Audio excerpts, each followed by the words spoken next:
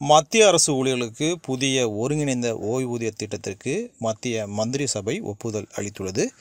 இந்த புதிய திட்டம் அடுத்த ஆண்டு ஏப்ரல் 1ஆம் தேதி முதல் அமலுக்கு வருகிறது.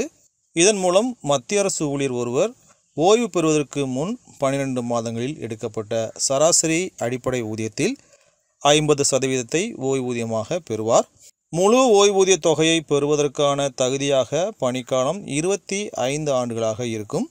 25 ஆண்டுகளுக்கு குறைவாக அரசு பணியில் இருந்து 10 ஆண்டுகளுக்கு மேல் பணியில் உள்ளவர்களுக்கு ஓய்வூதிய தொகை விகிதாச்சார அடிப்படையில் கணக்கிடப்படும். தற்போதைய ஓய்வூதிய திட்டத்தில் ஊழியர்களின் பங்களிப்பு 10%, மத்திய அரசின் பங்களிப்பு 14% உள்ளது. புதிய ஓய்வூதிய திட்டத்தின்படி மத்திய அரசின் பங்களிப்பாக 18% உயர்த்தப்படும்.